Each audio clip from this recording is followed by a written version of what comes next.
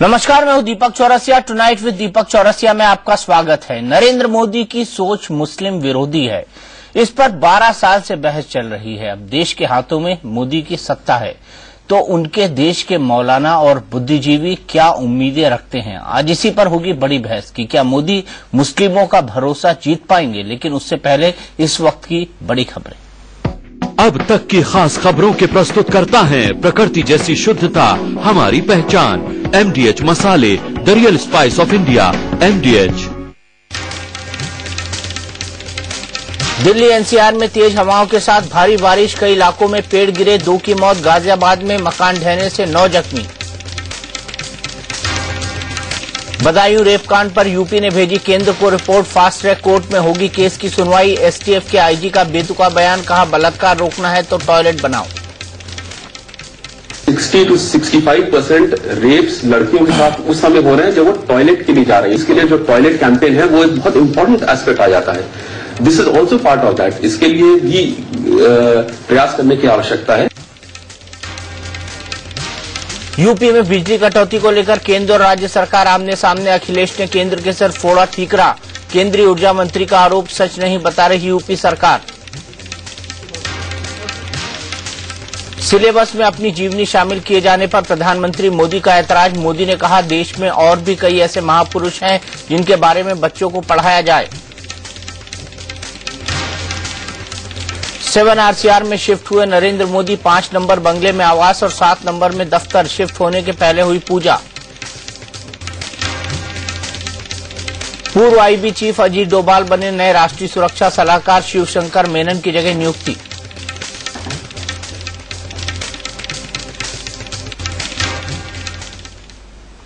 समान नागरिक संहिता, राम मंदिर और आर्टिकल 370 बीजेपी की प्राथमिकता वाले ये 3 मुद्दे हैं जो मुस्लिमों के मन में आशंका पैदा कर रहे हैं।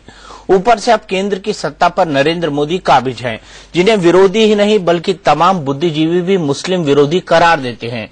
मोदी ने जिस दिन से शपथ ली उसी दिन से देश के एक बड़े तबके में ये बहस चल रही है कि क्या मोदी के प्रति मुस्लिमों का नजरिया बदलेगा। मोदी से क्या चाहते हैं देश के मुसलमान, और क्या मोदी के पास मुस्लिमों का भरोसा जीतने का कोई प्लान है?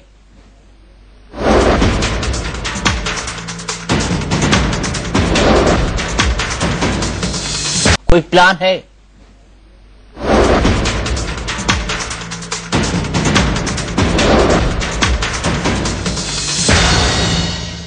मोदी नर है तो हमें किस बात का डर है? शिया धर्मगुरु मौलाना कल्बे जव्वाद का ये बयान बताता है कि प्रधानमंत्री नरेंद्र मोदी को लेकर देश के मुसलमानों की सोच बदल रही है। उनके दिलो दिमाग से वो हवा निकल रहा है जो मोदी की कट्टर सोच से पैदा हुआ था और जिसे मोदी के सियासी विरोधी लगातार हवा दे रहे थे। हमारे साथ जो जुल्म हुए, कांग्रेस ने हमारे साथ जुल्म किए हैं और जो धोखा दिया है मुसलमानों को, बल्कि हम तो समझते हैं कि हिंदुस्तानियों को धोखा दिया है कांग्रेस ने, जिसकी सजा उसको मिल गई है कि आज वो इस लायक भी नहीं है कि अपोजिशन में बैठ सके। उनकी पॉलिसीज गलत थी। उनकी पॉलिसीज जो थी वो सिर्फ धोखे वाली थी कि सिर्फ जबानी जमा खर्च हो जाए और काम कुछ ना हो। लेकिन पब्लिक इस दफा बेवकूफ नहीं बन सकी। उनसे वाराणसी में जो मुस्लिम समुदाय है उनमें थोड़ा बहुत खौफ है। सीधा सीधा जब मोदी को जानेंगे तो वो लोग मुझे इतना प्यार करेंगे, उतना प्यार करेंगे जितना शायद उन्होंने अब तक किसी राजनेता को नहीं किया होगा। चुनाव प्रचार के दौरान मोदी ने मुस्लिमों के दिल पर दस्तक देने की कोशिश की थी। मुस्लिम धर्मगुरुओं और बुद्धिजीवियों को अब यकीन है कि देश की सत्ता संभालने के बाद मोदी अपनी जुबान पर कायम रहेंगे। मोदी जी जो है वो अपने बात के धनी, जो प्रेस नोट में मैंने बात यही कही है कि मोदी जी जो है वो अपने बात के धनी हैं। हमें तो काफी तवक्कुआत हैं उनसे कि उन्होंने पहले दिन से ही जो ऐसे काम करे हैं जिससे महंगाई के अंदर थोड़ा बहुत असर पड़ा है और लोगों के अंदर ये एतमाद बहाल हुआ है कि ये आ रहा है, सबको इंसाफ मिलेगा। तो ये बहुत बड़ी बात है। 2014 के चुनाव में देश के प्रमुख मौलाना और मुस्लिम बुद्धिजीवियों ने खुलकर कबूल किया था कि देश की राजनीति में तमाम पार्टियों ने मुस्लिमों को वोट बैंक भर समझा। फिर भी बीजेपी और मोदी के नाम पर उनकी दुविधा बरकरार रही। अब चुनाव के बाद जिस तरह मोदी सरकार ने कश्मीर में अनुच्छेद 370 खत्म करने की पहल की है, उससे मुस्लिम समुदाय की दुविधा और बढ़ सकती है। अब देश के ज्यादातर मुस्लिम धर्मगुरु और बुद्धिजीवी मोदी सरकार की अल्पसंख्यक नीति का इंतजार कर रहे हैं। उन्हें लगता है कि धर्म के नाम पर विवाद फसाद बहुत हुआ, अब तरक्की और बेहतरी की बातें होनी चाहिए। सबसे बड़ी बात है विकास, तरक्की होना चाहिए, हिंदुस्तान की तरक्की होना चाहिए। हमने मुसलमान भाइयों से बार बार ये कहा है कि हिंदुस्तान की तरक्की में मुसलमान की तरक्की है और मुसलमान के विकास में हिंदुस्तान का विकास। वो पूरे देश के प्रधानमंत्री हैं, 125 करोड़ के, किसी एक मजहब, एक फिरका, एक तबके के नहीं हैं। तो वो सब में एतमाद बहाल करें, सबको हिफाजत, सबको बराबरी का दर्जा, हर किसी को रोजी रोटी। और जो करप्शन जो बढ़ गया है, हर आदमी असुरक्षित महसूस कर रहा है, और जो महंगाई इतनी ज्यादा है, जो गरीब पे जिसकी बोझ पाता है, मार पाता है, सबसे पहले तो इसका इंतजाम करें। सच्चाई ये है कि हिंदुस्तान में मुसलमानों की आर्थिक और सामाजिक हालत देश के औसत से नीची है। नेशनल सैंपल सर्वे ऑर्गेनाइजेशन के मुताबिक देश में मुस्लिम साक्षरता दर अभी 72% है, जबकि राष्ट्रीय औसत 75% का है। रोजाना खर्च करने की क्षमता के मामले में भी मुसलमान बाकी धर्म के लोगों से पीछे हैं। हिंदू जहां औसतन 37.5 रुपए रोजाना खर्च करते हैं, तो वहीं मुसलमान 32.66 रुपए। नौकरियों के मामले में भी मुस्लिमों की हालत अच्छी नहीं है। नेशनल सैंपल सर्वे ऑर्गेनाइजेशन के मुताबिक साल 2009-2010 तक देश में सिर्फ 13.5% मुसलमान ही सरकारी और निजी क्षेत्र में नौकरी कर रहे थे, जबकि 54% मुस्लिम आबादी स्वरोजगार में थी। इसमें भी ज्यादातर के पास रोजगार के नाम पर छोटी मोटी दुकान या फिर कोई दूसरा धंधा था। चूंकि देश में विकास के नारे के साथ मोदी ने चुनाव जीता और पूर्ण बहुमत की सरकार बनाई है, लिहाजा देश के मुस्लिम बुद्धिजीवी मानते हैं कि यह मोदी के लिए मुस्लिमों का विश्वास जीतने का सुनहरा मौका है। लेकिन बड़ा सवाल यही है कि क्या मोदी देश की आबादी में 13.4% हिस्सेदार मुसलमानों की लंबी चौड़ी उम्मीदें पूरी कर पाएंगे? Bureau report, India news. तो मोदी क्या मुसलमानों का भरोसा जीत पाएंगे? इस महाबहस में हमारे साथ कई सारे मेहमान जुड़े हुए हैं। बड़ी बहस है, महाबहस है। हमारे साथ जुड़े हुए हैं प्रोफेसर अब्दुल बिस्मिल्लाह साहब, साहित्यकार हैं, जामिया मिलिया इस्लामिया यूनिवर्सिटी से। हमारे साथ जमायते उलेमा हिंद से अब्दुल हमीद नुमानी साहब हैं, जर्नलिस्ट और राइटर हैं। हमारे साथ मौलाना देहलवी जी हैं, जो सामाजिक कार्यकर्ता हैं और अंजुमन मिनहाज ए रसूल से जुड़े हुए हैं। हमारे साथ चीफ इमाम इलियासी साहब हैं। हमारे साथ मौलाना यासूब अब्बास, मुस्लिम धर्मगुरु, ओबी पर लखनऊ से जुड़े हुए हैं। हमारे साथ मौलाना कल्बे रशीद रिजवी साहब, all India Muslim personal law board से, ओबी पर श्रीनगर से जुड़े हुए हैं। हमारे साथ प्रेम शुक्ला, संपादक दोपहर का सामना, ओबी पर मुंबई से जुड़े हुए हैं। सबसे पहले देहलवी साहब, आपसे जानना चाहूंगा, क्या मुसलमानों का दिल जीत पाएंगे मोदी साहब? नहीं, देखिए, आज की तारीख में उनको सबका दिल जीतना चाहिए। पूरे चुनाव में, पूरे जो प्रचार था उसमें वो एक बात बार बार कह रहे, सबका साथ सबका विकास। लेकिन बदकिस्मती यह है कि औत लेने के बाद से ये सरकार विकास पे कुछ करती कोई, अभी जैसा उन्होंने कहा कि अभी मुझे 100 दिन का एजेंडा चाहिए, अभी तक उनके 3 मंत्रियों के विवादास्पद बयान आ गए हैं। और एक चीज दीपक जी, मैं बड़े अदब के साथ कहना चाहूंगा, चूंकि आप हमारे देश के एक महान और ऐसे लोग यानी पत्रकार हैं जो बड़ी बारीकी से हर चीज को देखते हैं। देखिए, क्या धारा 370 हो, यूनिफॉर्म सिविल कोड हो, या कोई भी मुद्दा, ये खाली मुसलमानों के साथ जोड़ के नहीं देखना चाहिए। देश के और जितने भी अल्पसंख्यक है, वो लोग जो भारत के संविधान में आस्था रखते हैं, ये सारे मुद्दे उनके साथ जुड़े हुए हैं। अगर जिस तरीके से प्रेम शुक्ला जी को, जिस तरीके से दीपक चौरसिया को कश्मीर में या हिमाचल या अरुणाचल में जगह खरीदने की इजाजत नहीं है, वो हाल मुसलमानों का भी है। लिहाजा ये सारी की सारी चीजें किसी एक समुदाय विशेष के, तो मुझे लगता है कि मोदी जी ने जो कहा सबका साथ सबका विकास, तो अभी वो विकास नहीं, मेरा ही दिल क्या, वो किसी का भी दिल नहीं जीत पा रहा है। विवादास्पद जो चीजें निकल के आ रही हैं, इस सरकार को और मोदी जी को उससे निकलना चाहिए। अब्दुल बिस्मिल्लाह साहब, आपको लगता है दिल जीत पाएंगे? इनका कहना है नहीं जीत पा रहे अभी तक। देखिए, ये तो भविष्य बताएगा, क्योंकि अभी तो उनकी सरकार बनी है। अब वो कैसे सरकार चलाएंगे, मुसलमानों के हित में वो क्या करेंगे, इससे साबित होगा। जाहिर है कि ये जो बहुत भारी जीत के साथ मोदी आए हैं, तो इसमें ऐसा तो हो नहीं सकता कि मुसलमानों ने 0 वोट किया हो। कुछ प्रतिशत ही सही, लेकिन वोट तो दिया है मुसलमानों। बिल्कुल, मुसलमानों ने वोट दिया। क्योंकि सिर्फ बनारस को देख लीजिए, मोदी का इलेक्शन, बनारस में तकरीबन 2.5 लाख मुसलमान वोट है कि नहीं? तो ऐसा तो नहीं है कि वो 2.5 लाख में से न मिलता कुछ भी तो जीतना मुश्किल था। अच्छा, ज्यादातर मुसलमान जो हैं बनारस के, वो बुनकर समुदाय से संबंध रखते हैं, साड़ी का व्यापार है, आप सभी लोग जानते हैं, और उनकी हालत बहुत ही दयनीय है, बहुत ही गिरी हुई है।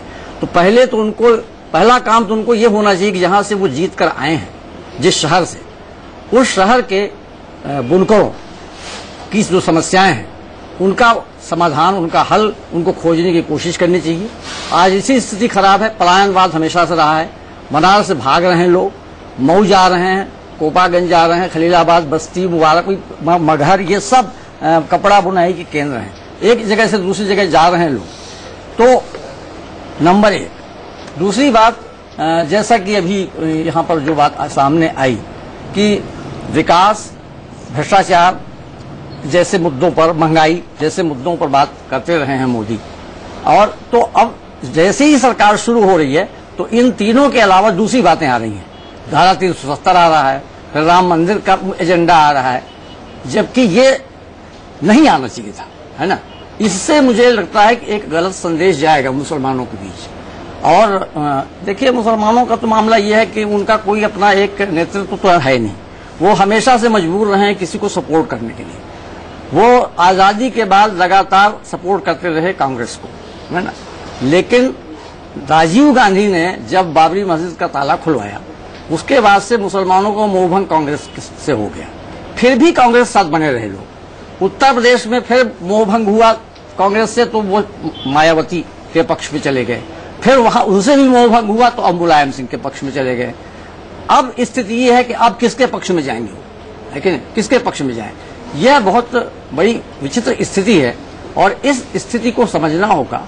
और कहीं न कहीं मुसलमानों को यह भरोसा दिलाना, देखिए मुसलमानों में 2 चीजें हैं, जो भय और असुरक्षा की भावना है। ये अगर इसको दूर करने में मोदी कामयाब होते हैं तब तो मुसलमानों का दिल जीतने जैसी कोई बात हो सकती है। भय और असुरक्षा, जी, भय और असुरक्षा।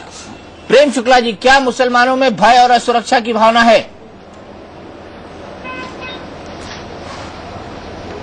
जिस तरह से कांग्रेस ने पिछले 50-60 वर्षों में मुस्लिम समुदाय को डराकर उसके वोट बैंक का ध्रुवीकरण कर उसके वोट बैंक को हमेशा अपने पीछे रखने का काम किया है, उसे इस बात में किसी प्रकार का संदेह नहीं है कि उसके मन में नरेंद्र मोदी के नेतृत्व के प्रति भय और असुरक्षा का भाव रहा है। इस बात से कोई इंकार नहीं कर सकता। और इस चुनाव में भी कांग्रेस इसी भरोसे बैठी रही कि मुस्लिम समुदाय के मन में जो भय और असुरक्षा का भाव है उसका लाभ हमको मिलेगा, और एक 18% वोट, 15% वोट जो भी मुस्लिम समुदाय का है वो ध्रुवीकृत होकर कांग्रेस को पड़ जाएगा और उसके भरोसे हम चुनाव जीत जाएंगे। दरअसल मुस्लिम समुदाय का विकास करने की बजाय, उसको राष्ट्र की मुख्यधारा में लाने की बजाय, उसको भय मुक्त करने की बजाय, उसको असरदार बनाने की बजाय, उसको कांग्रेस ने और छद्म सेकुलर दलों ने दूसरों से डराकर एक जो है खांचे में रख दिया।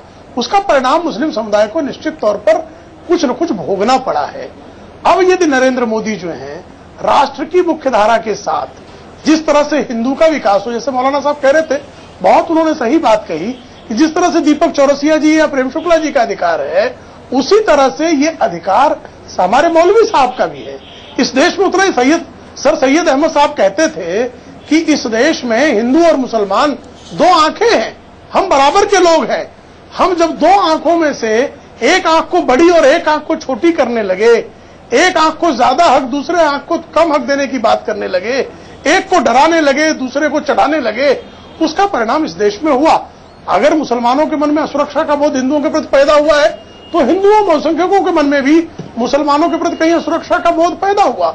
उसका परिणाम है टकराव हुआ। उस टकराव से किसी का लाभ नहीं हुआ है। इसलिए नरेंद्र मोदी सर्वसमावेशी विकास का मार्ग अपनाएंगे, लेकिन उसमें कुछ बातें और भी हैं। जैसे मौलाना साहब, धारा 370 कश्मीर की है, उसको मुसलमानों के साथ जोड़ना यह सरासर अत्याचार है।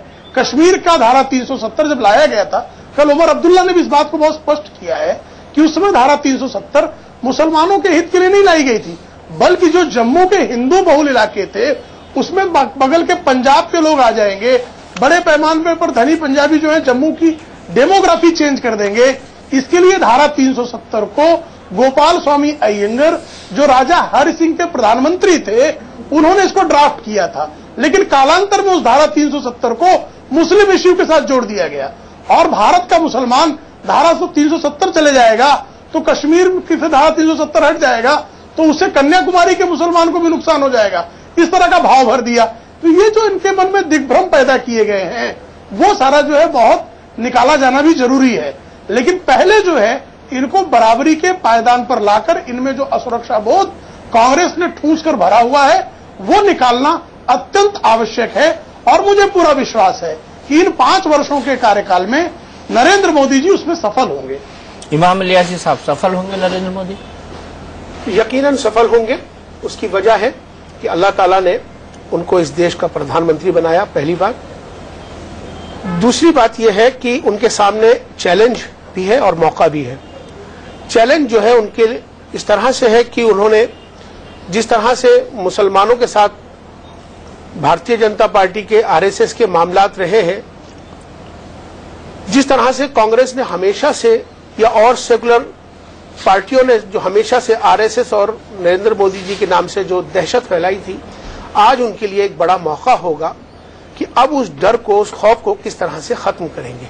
असल चीज यही है कि वो जिस तरह से बात आज कर रहे हैं, जो लोग भी हिंदू मुसलमान की जो बात होती है, मुझे दुख होता है। क्या इस देश का मुसलमान इस देश का नहीं है? हमको भारतीयता की बात करनी चाहिए। मजहब हमारी अपनी जाति, हमारे पर्सनल आस्था है, आपकी अपनी आस्था है, सबकी अपनी अपनी आस्था है।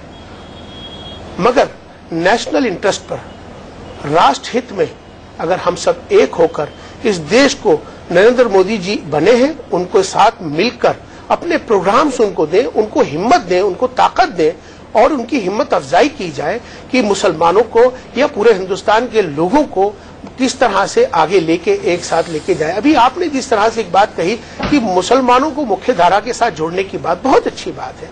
मुसलमान कोई अलग नहीं है, सब हम एक ही हैं। और इस भारत को मजबूत करने के लिए हम सबकी जिम्मेदारी है कि जो भी आज इस वक्त में इस पद पे बना है उसको हिम्मत दें, ताकत दें, जिससे कि सब लोग एक साथ देश के विकास को आगे लेके जा सकें।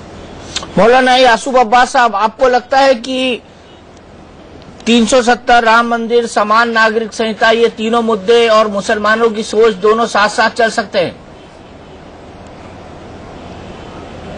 देखिए, मोदी जी को जहां तक के मैंने समझा है और उनकी तकरीरें सुनी है रैलीज में, गुजरात के अंदर पूरे गुजरात का मैंने सफर किया है, मैं समझ सकता हूं कि मोदी जी किसी के दिलादारी नहीं करने वाले हैं, क्योंकि पूर्ण बहुमत से सरकार बनी है और उसके अंदर सबका बराबर से हक है। ये बात जो है कि नहीं मोदी जी आ गए हैं लिहाजा मुसलमानों को डरना, क्योंकि पूर्ण बहुमत से सरकार बनी है और उसके अंदर सबका बराबर से हक है। ये बात जो है कि नहीं मोदी जी आ गए हैं लिहाजा मुसलमानों को डरना चाहिए, मुसलमानों को छुप जाना चाहिए है, ये बात बिल्कुल गलत है। इसके अंदर पूरी तरीके से मुसलमानों को मेन स्ट्रीम में रह के अपने प्रोजेक्ट्स, अपने प्लान गवर्नमेंट के सामने पेश करना चाहिए है और मोदी जी को साथ लेके मोदी जी के साथ चलना चाहिए है। इसलिए कि ये जो कहा जाता है कि नहीं मोदी जी आएंगे तो मुसलमानों का ये नुकसान हो जाएगा, ये प्रॉब्लम हो जाएगी मुसलमानों को, मैं इसको बिल्कुल नहीं मानता हूं। इसलिए कि मुसलमान भी हिंदुस्तान का एक हिस्सा हैं, जो हिंदुस्तान के अंदर रह रहे हैं। जहां तक रही धारा 370 की बात, ये सब बहसें मुद्दतों से चल रही हैं और आगे चलती रहेंगी। जैसे ये आज की बहस नहीं है, तो कभी कभी बयान दे के इस तरीके की बहसों को छेड़ दिया जाता है। मैं नहीं समझता हूं कि इसके लिए, क्योंकि इस वक्त मुसलमान कब तक के दूसरे के सामने हाथ फैलाए रहे, मुसलमान कब तक के दूसरे की बैसाखी के ऊपर खड़ा रहे। इस वक्त सरकार बनी है, पूर्ण बहुमत से सरकार बनी है नरेंद्र मोदी जी की, तो इस वक्त मुसलमानों को सामने आना चाहिए मेन स्ट्रीम में आके। आप देखिए, इंटीरियर में जाके देखिए जो इस वक्त मुसलमानों की हालत है। हम लोग गांव गांव जाते हैं, देहात देहात जाते हैं, हम लोग जाके देखते हैं मुसलमान कल जहां पर खड़ा था आज वहां पर नहीं खड़ा है, बल्कि पीछे हट रहा है।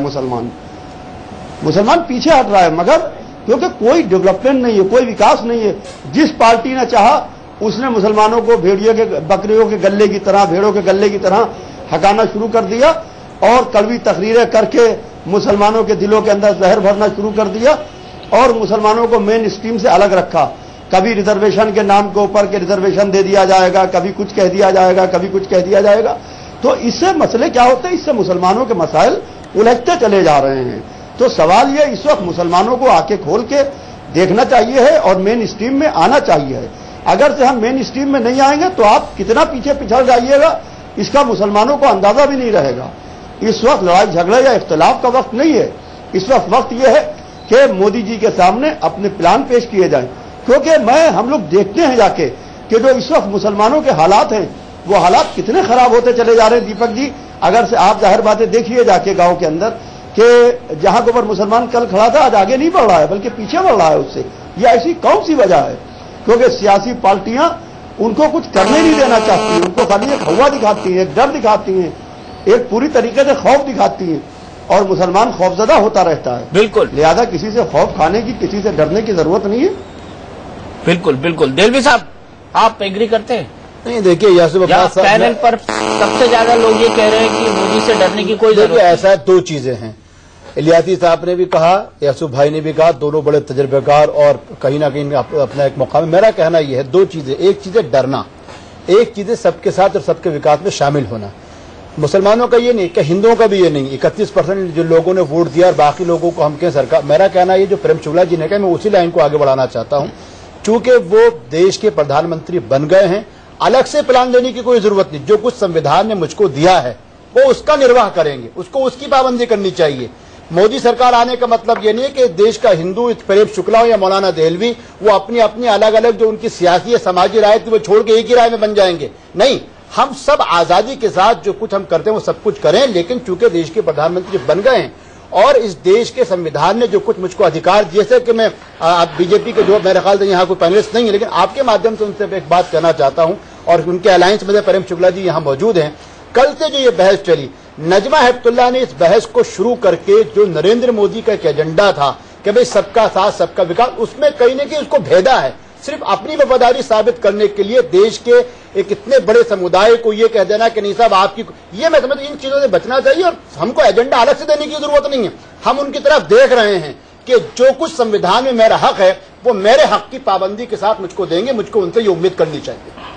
तो आपको लगता है नजमा हेपतुल्लाह का बयान गलत था? बिल्कुल गलत था। एक चीज दीपक जी आप देखिए, कहीं ना कहीं सियासी पार्टियां अपनी चीजों को लेकर चलती हैं। लगातार 3 दिन से सरकार घिर रही थी। कभी मंत्री के एफिडेविट को लेकर घिरा जा रहा था, कभी पीएमओ में एमओएस को लेकर 370 धारा को लेकर घिरा जा रहा था। वहां नजमा हेपतुल्लाह का ये बयान आना, साबिर अली और मुख्तार अब्बास नकवी का मिलना, फिर ये जो वफादारियां थी, बुरा मत मानिए जो भी नई सरकार आती है, यहाँ तो उलामा लोग मौजूद हैं, बड़े जिम्मेदार लोग हैं, इनसे मुझको पूरी उम्मीद है उस जमात में नहीं है। लेकिन जब नई सरकारें आती हैं वफादारियां बदलती हैं। चेयरमैनशिप लेने के लिए, लोगों को जो है एमपी बनने के लिए लोग वफादारियां बदलते हैं, पर यह पैनल आज ऐसी नहीं है। इसलिए नजमा हेपतुल्लाह ने अपनी वफादारी को दिखाया और उसका पूरा ठीकरा जो नरेंद्र मोदी में घोड़ा गया। मेरा कहना ये सबका साथ सबका विकास एक ही एजेंडा हो। यहाँ बीजेपी के भी जुड़ चुके हैं, अलायंस से हमारे शुक्ला जी भी मौजूद हैं। हमको चाहिए कि ऐसा बनाया जाए जिस, जाहिरी बात है मनरेगा का फायदा मुसलमान को भी मिल रहा है, हिंदू को भी मिल रहा है, एचआरडी मिनिस्ट्री का फायदा मुझको भी मिलेगा। तो वो सारी चीज अलग से जो यासूफ अब्बास साहब कह रहे हैं, इलियासी साहब, मैं अलग से अपना एजेंडा क्यों लेके जाऊंगा? जो कुछ संविधान ने दिया मुझको दिया जाए, मेरी ये मान है। डॉक्टर अनिल जैन साहब, नजमा हेपतुल्लाह का एजेंडा आप सहमत है कि मुसलमान माइनॉरिटी नहीं है? देखिए, अभी इस बात पर कमेंट करना थोड़ा जल्दबाजी होगी, क्योंकि अभी माइनॉरिटी स्टेटस जिसको मिला है ये संविधान के प्रदत्त मिला है, लेकिन ये दुनिया में कहीं भी 20% 18% वाली पॉपुलेशन को माइनॉरिटी कहा नहीं जाता। सही मायने में माइनॉरिटी जो होते हैं उनके विलुप्त होने का जिनका डर होता है, उस प्रजाति का, जैसे पारसी है, ये बात तो सही है, लेकिन अभी इस परिप्रेक्ष्य में कि जो संविधान ने जिनको माइनॉरिटी का दर्जा दिया है उसको आप डिनाई नहीं कर सकते। तो आपके हिसाब से भी जो डेफिनेशन है उसको बदला जाना चाहिए और 18 से 20% जो आबादी है यानी मुसलमानों को, उसको माइनॉरिटी स्टेटस में नहीं रखा जाना चाहिए? नहीं, मेरा ये कहना है कि मुसलमानों के बारे में कोई अलग से मुसलमान हमारे हिस्से हैं। मुसलमानों को इस देश से कोई अलग नहीं कर सकता, मुसलमानों को कोई निकाल नहीं सकता। मुसलमान और हिंदू करके इस तरह से विचार ही नहीं किया जाना चाहिए। जैसे अभी मौलाना साहब कह रहे थे, सबका साथ और सबका विकास, यही एजेंडा होना चाहिए। इसमें हिंदू मुस्लिम करके कोई बात रखनी ही नहीं चाहिए। सही मायने में तभी समग्र विकास होगा, इंटीग्रेटेड डेवलपमेंट होगा। जो हिंदू और मुसलमान करके हिंदुओं के मन में दहशत पैदा करना, मुसलमानों के मन में दहशत पैदा करना, अब तक सियासत ऐसी ही चली है। इस तरह की सियासत को बदलने की आवश्यकता है। माइनॉरिटी स्टेटस रहे, मेजॉरिटी स्टेटस रहे, इससे कोई मतलब नहीं है। मतलब यह है सब लोगों का विकास होना चाहिए, सब लोगों को बुनियादी शिक्षा, स्वास्थ्य, रोजगार, पानी, बिजली, सड़क, कम से कम इतनी चीजें जो नरेंद्र भाई ने अपनी प्रायोरिटी रखी है, ये मिलना चाहिए। अब जैसे अभी एक मौलाना साहब कह रहे थे कि सही मायने में देश परेशान है महंगाई से, देश परेशान है करप्शन से, देश परेशान है जो संस्थाएं, संवैधानिक संस्थाएं उनके टूटने से। इन चीजों को ठीक करने की आवश्यकता है। इसमें हिंदू और मुसलमान करके विभाजित करके देखने की जरूरत नहीं है। और मुसलमान कोई बाहर से नहीं आए, इस देश के मुसलमान सब हम यहीं पर पैदा हुए हैं, यहीं बड़े पले हैं। इनको अलग कर कर कोई बात रखने का मतलब है झूठ बोलना, सियासत करना और इनके अंदर में दहशत पैदा करना। कोई मुसलमान, मैं मेडिकल कॉलेज लखनऊ में पढ़ा हूं और लखनऊ मेडिकल कॉलेज चारों तरफ से मुसलमानों से घिरा है, लेकिन हमारा वहां आपस में इतना लगाव रहता था। जबकि मैं आरएसएस का स्ट्रॉन्ग स्वयंसेवक था, संघ की शाखा लगाता था। मेरे आज भी दोस्त एजाज हसन खान सबसे अच्छा दोस्त है और वो मुस्लिम लीग में भी था, लेकिन कोई इसका मतलब टकराव नहीं है। टकराव पैदा किया गया है लोगों ने अपने वोट बनाने के लिए, अपनी रोटी सेकने के लिए। और इस बात को कभी आरएसएस के नाम पर दहशत पैदा करना है, कभी बीजेपी के नाम पर दहशत पैदा करना है। सही मायने में इंक्लूसिव अप्रोच होगी तो इसकी आवश्यकता ही नहीं पड़ेगी। अनिल जी, एक सवाल में पूछना, जो आपने कहा नजमा जी की बात को आपने आगे बढ़ाया, क्या बीजेपी फ्यूचर में इस पर बहस कराएगी? जो आपने कहा कि जो है 18% जो माइनॉरिटी नहीं माना जाता, तो क्या हम ये समझे कि इन द फ्यूचर आप जो इसके ऊपर कोई बहस कराने जा रहे हैं कि मुसलमान जो है वो माइनॉरिटी नहीं रहेंगे? अभी जैसे आपने फरमाया, मैं नहीं समझता इसमें कोई बहस की आवश्यकता है। अभी आपने कहा कि और देशों में 18% लोग जो माइनॉरिटी नहीं माने जाते। अभी आप ही ने कहा, अभी टीवी पे आप ही ने कहा। नहीं, मेरी बात सुनिए। मैं ये कह रहा हूं कि दुनिया में जो माइनॉरिटी स्टेटस का जो दर्जा मिलता है उसमें 18-20% पर माइनॉरिटी स्टेटस नहीं मिलता है। ये माइनॉरिटी की ये संज्ञा गलत है। लेकिन अभी के परिप्रेक्ष्य में अगर इन बातों को कहेंगे तो लगेगा कि ये मुसलमानों को साथ लेकर नहीं चलना चाहते। और माइनॉरिटी में खाली मुसलमान ही नहीं है, माइनॉरिटी में अभी तो इतने लोग जोड़ दिए गए हैं जो जिसकी आवश्यकता नहीं थी। मैं जैन हूं और जैन को भी माइनॉरिटी में जोड़ा गया, जो कि सही नहीं है। माइनॉरिटी में संस्थाओं के लिए लाभ लेने के लिए माइनॉरिटी में जोड़ने की बात हुई है। माइनॉरिटी में सिख है, माइनॉरिटी में क्रिश्चियन है, माइनॉरिटी में जैन डाल दिए हैं, माइनॉरिटी में मुसलमान है। इस बात का सही विवेचन होना चाहिए, लेकिन ये आज इसका उपयुक्त समय नहीं है। आज इस तरह की बहस चलाएंगे तो जो आप लोग कह रहे हैं कि दहशत बढ़ेगी, मुसलमानों के मन में डर बढ़ेगा, इस बात में सही है कि आज इसकी अभी आवश्यकता नहीं है। नहीं, डर तो बहुत। प्रेम शुक्ला साहब, आप यहां जुड़ना चाहते थे? प्रेम शुक्ला जी। ठीक नहीं, एक मौलाना साहब आपकी जानकारी के लिए सिर्फ बता दें कि मौलाना आजाद साहब स्वयं कहते थे कि इस देश में जो है मुसलमान जो है माइनॉरिटी नहीं है बल्कि सेकंड मेजॉरिटी है। और हम इंडोनेशिया के बाद इस देश में सबसे बड़ी संख्या पूरी दुनिया में हमारे मुसलमान भाइयों की हिंदुस्तान में है। अगर माइनॉरिटी बनने से आपको बहुत लाभ हो जा रहा हो, विकास हो रहा हो, तो आओ निश्चित तौर पर माइनॉरिटी मान के आपका विकास कर दें। लेकिन माइनॉरिटी आपको घोषित करने से मेजॉरिटी और माइनॉरिटी के बीच में जो भेद पैदा हो रहा है, ये भेदभाव नष्ट होना चाहिए। मौलाना साहब का और प्रेम शुक्ला का एक ही अधिकार होना चाहिए और दोनों का समान विकास होना चाहिए। ये संविधान कैसे सुनिश्चित करेगा और हम गवर्नेंस में वो कैसे ले आएंगे, ये एजेंडा होना चाहिए। और जिस दिन ये एजेंडा होगा, आप माइनॉरिटी को लेकर जो इतना अधिक आप जो है आग्रह रख रहे हैं, वो आग्रह आपका स्वयं समाप्त हो जाएगा। नुआनी साहब, आप एग्री करते हैं प्रेम शुक्ला से? मुझे जो है दोनों से जो है इख्तिलाफ है। ये लोग दोनों असंवैधानिक बातें कर रहे हैं। सुप्रीम कोर्ट के आप देखिए कि संस्थाओं को लेकर, शिक्षण संस्थाओं को लेकर, और खुद जो है माइनॉरिटी जो है घोषित किया है, आज जो बताया वो सब जो संवैधानिक है। चाहे वो मुसलमान हो, सिख हो, ईसाई हो, बुद्धिस्ट हो, जैनी हो, पारसी हो, वो सबको जो माइनॉरिटी बताया है वो संवैधानिक है। सुप्रीम कोर्ट के आप फैसले देखेंगे तो मुसलमानों को और अन्य जो है अल्पसंख्यकों को अल्पसंख्यक मान के जो है ये फैसले हुए हैं। तो और सुप्रीम कोर्ट ने कहा कि जो अल्पसंख्यक और बहुसंख्यक जो है वो अनुपातिक जो है मुद्दा है। जो बहुसंख्यक है वो उसके मुकाबले में जो भी है वो कम है, चाहे वो 5 आदमी कम क्यों न हो, वो जो है अल्पसंख्यक है। ये सुप्रीम कोर्ट का जो फैसला है उसमें जो है उसको परिभाषित किया गया है। ये दोनों जो है वो दूसरी दिशा में वो जो है बहस को ले जा रहे हैं। मुझे इन दोनों से जो है इत्तेफाक नहीं है, मैं सहमत नहीं हूं। और ये लोग जो है फिर जो है वो उसी चीज में ले जा रहे हैं जिससे जो है वो मतभेद पैदा हो। जो नरेंद्र मोदी ने जो है पूरे जो है इलेक्शन कैंपेनिंग में जो सबका साथ सबका विकास, और कल भी जो उन्होंने जो आप देखेंगे जो मंत्र जो है वो 10 दिए हैं, वो कहीं भी जो है नहीं लगता है कि वो संप्रदाय का आधारित है, बल्कि लग रहा है कि वो सबसे जुड़ा हुआ है, पब्लिक सरकार वाले मुद्दे हैं। लेकिन ये नजमा जो है और जो है वो धारा 370, हमें लगता है कि बीजेपी वाले कहीं न कहीं जो है वो ईमानदारी से काम नहीं ले रहे हैं। ये धारा 371-72 को नहीं लेते, नागालैंड का नाम नहीं लेते, अरुणाचल का नाम नहीं लेते हैं और जो है मिजोरम का नाम नहीं लेते हैं। तो वहां तो आप जो है जब तक जो है 7 दिन का परमिट नहीं लेंगे आप घूम भी नहीं सकते। कश्मीर में तो आप घूम सकते हैं, वहां घूम भी नहीं सकते। वहां का नाम क्यों नहीं लेते हैं? वो कश्मीर का नाम इसलिए लेते हैं कि जो है कश्मीर में मुसलमान जो बहुसंख्यक है, इसीलिए ये लोग कश्मीर का बार बार नाम लेते हैं। इन बातों की वजह से लोगों में शंकाएं हैं कि ये लोग जो है संघ जम्मू एवं कश्मीर में माइनॉरिटी राइट्स के बारे में कुछ जानकारी रखते हैं क्या?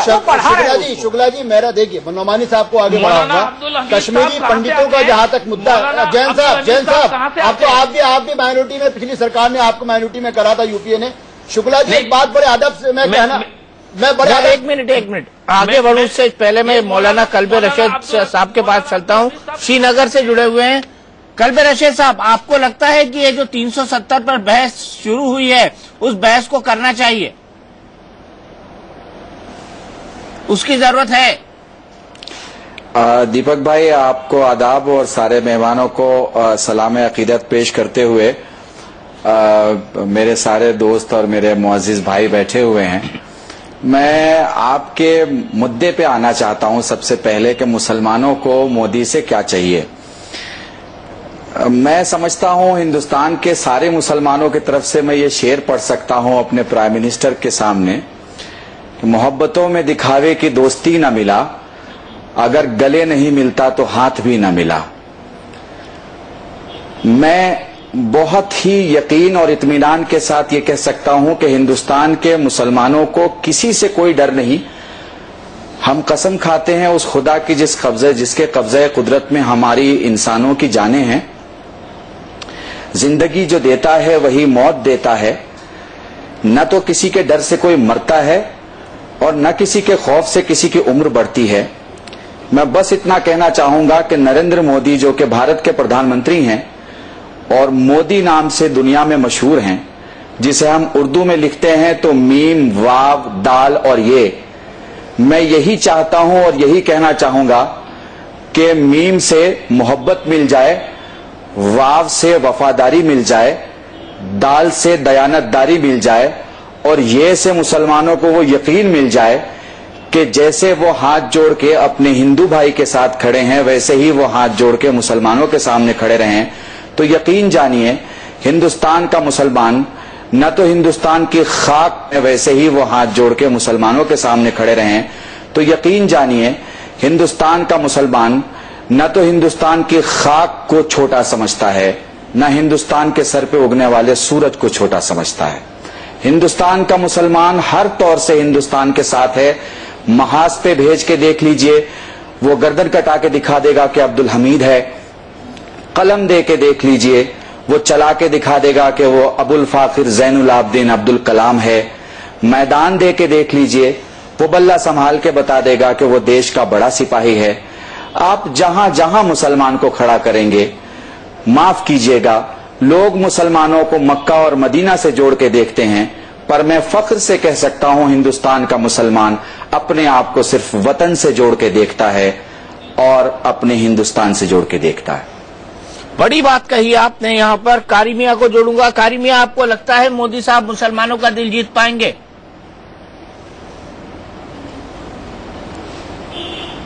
देखिए, मैं बहुत देर से आपकी बहस सुन रहा हूं। मैं समझता हूं कि आज वक्त की जरूरत यह है कि आप बहस इस मौजू पर कराइए कि तामीर वतन का जो नारा वजीर आजम ने इस पूरी इंतखाबी मुहिम में दिया है, उस वतन की तामीर में इस मुल्क की तमाम अकलियतें, सिर्फ मुसलमानों की बात मत कीजिए, इस मुल्क की तमाम अकलियतें इस मुल्क की ताबीर और तरक्की में किस तरह अपना रोल प्ले कर सकती हैं, उनका क्या हिस्सा होना चाहिए, बहस इस पर होनी चाहिए। पहली बात। दूसरी बात ये कि हमारा बुनियादी मुद्दा हमारी तालीमी तरक्की है, हमारा रोजगार है, हमारे वक्त का तहफ़्फ़ुज़ है, हमारी जानो माल की हिफाजत है, सरकारी सर्विसेज में हमारी नुमाइंदगी है। ये बुनियादी चीजें हैं जिनके जरिए हम इस मुल्क की तामीर और तरक्की में अपना रोल प्ले कर सकते हैं। असल बहस ये होनी चाहिए 370 का क्या होगा, कॉमन सिविल कोड का क्या होगा। ये तमाम चीजें जो हैं ये बहुत बात की बातें हैं। आज मुल्क का मुसलमान इस मुल्क की तामीर और तरक्की में बावकार तरीके पर अपनी शिरकत चाहता है, उसका तरीक़ाकार क्या हो, आप उस पर बहस कराइए। कारी मियां उसी पर बहस करा रहे हैं। बिल्कुल मैं कारी साहब से एक बात बड़े अदब से कहूंगा, क्योंकि ये बहस लाया कौन है? मुसलमान कब कह रहे थे? नरेंद्र मोदी जी ने जो पूरे जैसा कहा, पूरे प्रचार के अंदर एक ही बात थी। मैं कुछ लंबी चौड़ी बात नहीं कहूंगा, घोषणा पत्र में क्या था वो अनिल जैन जी बता पाएंगे। हमारा कहना है सबका साथ और सबका विकास। भारतीय मुसलमान सरकार कोई भी आई हो, वो और लोगों की तरह और कमजोर तबकों की तरह, क्या वो जैसे मौलाना ने कहा, उसको थोड़ा संक्षेप में कह रहा हूं, और कमजोर तबकों की तरह उसको 3 चीजों की जरूरत थी। एक उसकी आइडेंटिटी, दूसरी उसकी सिक्योरिटी, तीसरा अपॉर्चुनिटी इन द सिस्टम। क्या भारतीय जनता पार्टी जो अब सरकार बना चुकी है, नरेंद्र मोदी उसके मुखिया हैं। जहां तक कारी मियां कह रहा है ये चीजें बात की हैं, 370 और सिविल कोड खाली माफ कीजिएगा, वो भारतीय मुसलमानों के साथ जब भी भारतीय जनता पार्टी जोड़ती है तभी एक नया तनाजा शुरू होता है। मैं इनसे पूछता हूं, कभी आपने सिख समुदाय को बुला के पूछा कि हम यूनिफॉर्म सिविल कोड पे, आपने तो बड़ी हिम्मत करी कि आज बुला के हमसे पूछ लिया, लेकिन भाजपा ने कभी पूछा कि यूनिफॉर्म सिविल कोड जब लागू होगा तो उस वक्त अकाल तख्त का क्या मर्यादा होगी, उस वक्त जो आर्चबिशप की पोजीशन क्या होगी, उस वक्त शंकराचार्य की। तो हमारा कहना यह है, आप इन बहसों को, मेरे कारी साहब पहले सुनने दीजिए, हमारा कहना इन मुद्दों को मत जोड़िए। आज की तारीख में आप हमारी आइडेंटिटी है, और हमारी आइडेंटिटी ये है कि आप हमारी जो शिक्षा मोड़िए बात मैं आपकी मैं कह रहा हूं, मुझको कहने दीजिए। मेरा कहना यह है, उलझाइए कोई नहीं कारी साहब, आपने उलझाया है। आपने ये कहा 370 पे बहस बाद में होगी, हम कहते हैं इसमें बहस होने की जरूरत ही नहीं है। एक संवैधानिक प्रेम शुक्ला जी ने बड़ी अच्छी बात कह के इसको विराम लगा दिया, आपने नए सिरे से उसको शुरू कर दिया। उन्होंने कहा भाई इसके ऊपर उमर अब्दुल्ला भी कल कह चुके हैं कि 370 जम्मुओं के हिंदुओं के हितों को लेकर आई थी, लिहाजा इस बहस में पढ़ने की कोई जरूरत नहीं है, ना इस पर कभी बहस होनी चाहिए। हाँ, आज की तारीख में अनिल जैन साहब के जरिए और मैं शुक्ला साहब के जरिए कहना चाहता हूँ कि माननीय प्रधानमंत्री सुशासन के साथ साथ अनुशासन का भी एक लफ्ज दे दें। हमें उनसे उम्मीदें बनी थी, हम उनके साथ चलने को तैयार थे, हमने उन पर यकीन करा तो सबका साथ सबका विकास। तो टूट किया गया, टूट किया गया, नजमा है, टूट किया गया, टूट किया गया। उनके मंत्रियों ने उसको तोड़ने की कोशिश की है। लिहाजा नरेंद्र मोदी जी अपने मंत्रियों को एक मंत्र और दे दें, अनुशासन। ये अनुशासनहीनता ही डॉक्टर अनिल जैन, अनुशासन नहीं है मंत्रियों में, ये कह रहे हैं। नहीं, मैं कह रहा हूँ दहलवी साहब को धैर्य रखने की जरूरत है। मेरा कहना है कि नरेंद्र मोदी जी ने, दीपक जी आपके साथ इंटरव्यू में बात करते समय, आपके साथ बात करते समय ये जब सवाल किया गया कि हिंदुस्तान के मुसलमानों के लिए आप क्या करेंगे, तो नरेंद्र भाई ने कहा कि मैं कुछ नहीं करूंगा। तो तब सब हक्के बक्के रह गए, मतलब इसका अर्थ क्या है? बोले मैं मुसलमान हिंदुओं के लिए नहीं, मैं 125 करोड़ हिंदुस्तानियों के लिए करूंगा, और 125 करोड़ हिंदुस्तानियों में भेद नहीं होगा, सबका साथ सबका विकास, ये नारे को चरितार्थ करेंगे। अब इसको टुकड़ों में बांटकर मुसलमान के लिए क्या करेंगे, हिंदू के लिए क्या करेंगे, फिर जैन के लिए क्या करेंगे, इसको मत बांटिए, इसकी आवश्यकता नहीं है। और 370 धारा 370 हिंदू और मुसलमान का मामला नहीं है, ये कश्मीर के एक्सेशन का मामला है। कश्मीर का एक्सेशन हिंदू मुसलमान से मतलब नहीं है। इसका जो कश्मीर का विलय हुआ वो धारा 370 टेम्परेरी धारा थी, ये शेख नेहरू जी ने कहा घिसते घिसते हट जाएगी। ये केवल और केवल वोट बैंक की राजनीति के तहत बाकी सारे देश में फैलाने का और हवा खड़ा करने का काम किया। हम आपके साथ कश्मीर का नुकसान है, फायदा नहीं है।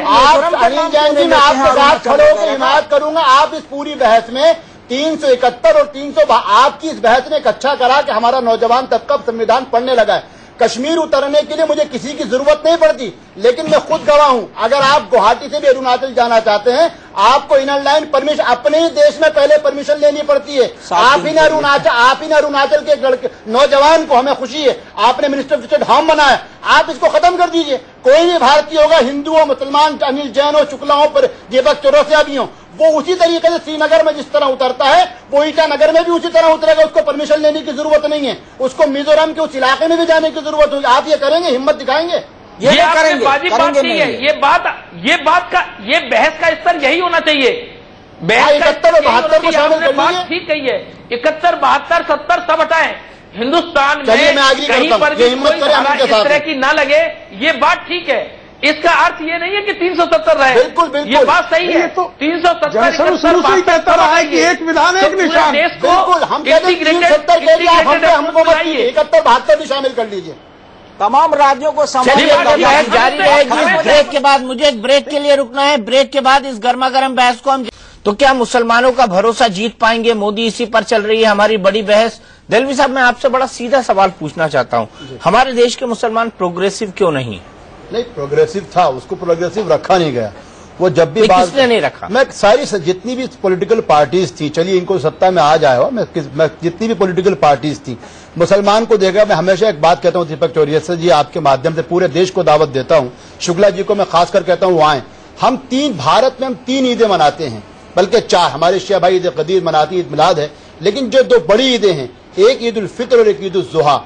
इसके बाद अगर देश के प्रोग्रेसिव मुसलमान को देखना है, आप 14 अगस्त की रात में आइएगा, ऐसा लगता है सुबह ईद है।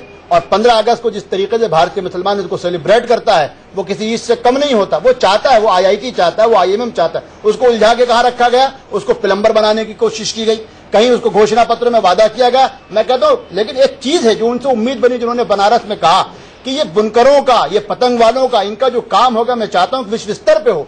इसी में चर्चा होनी चाहिए थी, ताकि वो प्रोग्रेसिव के अंदर इस पूरी तरक्की में भारत के मुसलमान शामिल हो। लेकिन चूंकि अनुशासनहीनता ने एक ही हफ्ते में ये दिखा दिया कि इस पूरे विकास की जो रणनीति थी उनकी, उसको विवादों में ढाल के कहीं ना कहीं मुसलमानों को भी हताहत, वो भी उनको भी तकलीफ पहुंची, और जो प्रोग्रेसिव हिंदू या भारतीय था उसको भी लगा कि ये सरकार विवादों में ज्यादा जा रही है, मुद्दों से भटक रही है। मैं कुछ आंकड़े पढ़ दूं। देखिए, देश की आबादी में मुसलमानों की हिस्सेदारी लगभग 14% है। 2001 में देश के 593 में से 9 जिलों में मुस्लिम आबादी 75% से ज्यादा है। लेकिन क्या डराता है? डराता ये है कि शहरी गरीबों में मुस्लिमों का हिस्सा सबसे ज्यादा लगभग 49% है, 39%। 2003-2004 में 4.9 यानी 5% मुस्लिम युवक सिविल सेवा परीक्षा में शामिल हुए, और IAS 4 में 4.9 यानी 5% मुस्लिम युवक सिविल सेवा परीक्षा में शामिल हुए, और IAS अफसरों में मात्र 3%, IFS में मात्र 1% और IPS में 4% मुसलमान हैं। तो ये आंकड़े क्या साबित करते हैं अब्बास साहब? देखिए, मैं पहली बात तो जो आपने एक सवाल उठाया कि मैं उसका जवाब देना चाहूंगा कि मुसलमान प्रगतिशील क्यों नहीं है। यह निर्णय, यह डिसीजन आपने कैसे ले लिया? मैं तो एक लेखक हूं और मैं प्रगतिशील हूं। आपको ये मालूम होना चाहिए कि हमारे देश में 1936 में प्रगतिशील लेखक संघ बना, लेकिन इससे पहले 1935 में प्रोग्रेसिव राइटर्स यूनियन बन गया था लंदन में। और किसने बनाया था? रज्जा ज़हीर ने बनाया था। और हिंदुस्तान में बने लोग प्रोग्रेसिव हों, इसके लिए उन्होंने प्रेमचंद को खत लिखा था, और प्रेमचंद ने यहाँ पूरी कोशिश की, और सज्जाद ज़हीर उसमें आगे आगे थे। और जो प्रोग्रेसिव लेखक संघ बना, उसमें हिंदी के जो लेखक थे वो भी थे, और जो उर्दू के लेखक थे वो भी थे। तो ऐसा नहीं है कि मुसलमान प्रगतिशील नहीं है। हाँ, हो सकता है कुछ परसेंट, क्यों जैसे हिंदू, सारे हिंदू तो प्रोग्रेसिव नहीं है, वैसे ही सारे मुसलमान प्रोग्रेसिव नहीं है। लेकिन ये कह देना कि नहीं साहब मुसलमान प्रोग्रेसिव ही नहीं है, ये बात गलत है कि नहीं? एक बात में जो आपने कहा, मैं इस सरकार से एक उम्मीद और रखता हूं। हमारा कहना यह है कि क्यों नहीं है, सबसे ज्यादा जो पिछड़े मुसलमान है वो आसाम में, वो बंगाल में, वो उड़ीसा के अंदर। ठीक है, जो चुनाव में बात करेंगे, मैं किसी बात को दोहराना नहीं चाहूंगा। मेरा कहना है कि वहां के लोगों का विकास के लिए कहीं ना कहीं जो अभी तक अनदेखी होती गई है, जिसको हम कहते हैं नेबर ऑफ ब्रह्मपुत्रा, जो उसके आसपास के लोग, जो बेटा लुंगी खरीदता पोता जो है पोते तक ने आज तक इतनी बुरी हालत है। हमारा कहना है संपूर्ण विकास के अंदर इस पूरी चीजों को शामिल, जब एक आदमी के पास खाने को नहीं है, उसके पास रहने को मकान नहीं है, उससे आप क्या उम्मीद कर सकते हैं कि बहुत ज्यादा जो है उस देश की तरक्की के अंदर वो शामिल हो जाएगा। मुझको याद है कि एक अटल बिहारी वाजपेयी जी ने एक इफ्तार पार्टी के मौके पर कहा था कि मैं जानता हूं कि जिनके हाथों में निवाला नहीं पहुंचता वो कलम कैसे उठाएंगे। इसलिए इस कौम, जैसे कारी मियां ने कहा, कहीं ना कहीं तालीम की जरूरत है, रोजगार की जरूरत है, मौक़ों की जरूरत। फिर मैं कहता हूं जो अंजुमन मिन्हाज रसूल का एजेंडा है कि आप पूरे देश की संपूर्ण भारतीयों में, और जो उसमें कमजोर तबके हैं, ट्राइबल हों, शेड्यूल कास्ट हो, जो भी हैं, आज हालत ये चौरसिया साहब कि जिन लोगों को रिजर्वेशन मिला शेड्यूल कास्ट लोगों को, वो बड़े बड़े ओहदों पर हैं और उनके जो काम है वो बिहार, बंगाल, उड़ीसा का आए हुआ मुसलमान गंदगी उठा के कर रहा है। इसलिए इस कौम पे दया खाने की जरूरत नहीं, इसको संविधान के तौर पे जो इसका हक है वो सारे लोग मिलकर करेगा, शिवसेना हो, बीजेपी हो, जितने भी लोग हैं, कांग्रेस पार्टी हो। अब आन के इस कौम को खड़ा करने के लिए यासूफ अब्बास ने कहा इसको खड़ा करने की, इसको स्टैंड करने की जरूरत है और उसमें हमको सबका साथ सबका विकास, इसी नारे को अपनाना पड़ेगा। डॉक्टर अनिल जैन, कैसे अपनाएंगे इस नारे को? देखिए, कल हमारे प्रधानमंत्री श्री नरेंद्र मोदी जी ने अपनी 10 प्राथमिकताएं देश के सामने रखी और 10 प्राथमिकताओं में ये जो बात दहलवी साहब कह रहे हैं ये सब आ गई थी, क्योंकि 10 प्राथमिकताएं देश के हिंदू और मुसलमान को विचार में रख के नहीं रही, 125 करोड़ भारतवासियों के लिए 10 प्राथमिकताएं रखी हैं। लेकिन इसके लिए कहीं ना कहीं जो हमारे मुसलमान समाज के प्रोग्रेसिव लोग हैं, दहलवी साहब जैसे लोग हैं, इनको अपने समाज के अंदर भी इस बात की जागृति पैदा करनी होगी कि पढ़ाई के लिए, शिक्षा के लिए, बाकी अपने अधिकारों के लिए वो लोग अपने बीच में लोग इकट्ठे करें। मौलाना लोग इस बात की अपने समाज में जागृति पैदा करेंगे तो निश्चित रूप से परिवर्तन आएगा। ये काम अगर मुलायम सिंह करेंगे तो वो केवल वोट की बैंक की राजनीति के तहत करते हैं, अगर ये काम दिग्विजय सिंह करेंगे तो ये उनके हित, उनके मन में मुसलमानों की तरक्की नहीं है, उनके मन में केवल वोट है। इसलिए मेरी गुजारिश है सब अपने धर्मगुरुओं से, सब अपने मौजूद लोगों से कि ये लोग अगर समाज में इस तरह की जागृति पैदा करेंगे तो निश्चित रूप से समाज खड़ा होगा और समाज के साथ सारा हिंदू समाज भी खड़ा होगा, पूरे 125 करोड़ भारतवासी एक हो पाएंगे। मैं तो ऐसी तस्वीर चाहता हूं कि श्रीनगर से हिंदू जीते और मथुरा से मुसलमान जीते, तब देश का सही मायने में समरसता का ढांचा खड़ा होगा। क्या है कि जो मुसलमान बहुल इलाके हैं वहां से खाली मुसलमान ही जीतेगा, हिंदू बहुल इलाके से हिंदू ही जीतेगा, तो स्थिति नहीं ठीक होगी। इस बात को कहीं ना कहीं दोनों तरफ से विचार करने की आवश्यकता है। इतने सब आप तमाम मौजूद लोग बैठे हैं, इनको भी सोचने की जरूरत है कि हम लोग अपने समाज में किस तरह की चीजें फैला रहे हैं, हम कितनी प्रोग्रेसिव चीजें वहां फैला रहे हैं, हम कितनी चीजें उनको डराने की और कितनी उठाने की फैला रहे हैं। इस बात की जरूरत मुस्लिम समाज में से नेतृत्व डेवलप करने की है। सही बात तो यह कि मुस्लिम समाज का नेतृत्व सामने दिखे आता ही नहीं है। मुसलमान की बात अगर मुलायम सिंह करेंगे तो निश्चित रूप से मुसलमान के हित की बात नहीं कर रहे, वो केवल समाजवादी पार्टी को वोट कैसे मिले इसकी बात करते हैं और मुसलमान के नुमाइंदे करते हैं। अगर दहलवी साहब करेंगे ये बात में दम है। बिल्कुल डॉक्टर साहब, वक्त अफसोस मेरे पास कम है, तो लोगों को लगता है कि अगर सबका साथ सबका विकास करेंगे मोदी जी तो मुसलमान भी उसी के अंदर शामिल होंगे। लेकिन जहां तक विवादित मुद्दों का सवाल है, सबका मानना है कि सबको साथ लेकर चलना होगा, तभी कुछ हो सकता है। हमारी इस बड़ी बहस में इतना ही। इंडिया न्यूज पर खबरों का सिलसिला लगातार जारी है।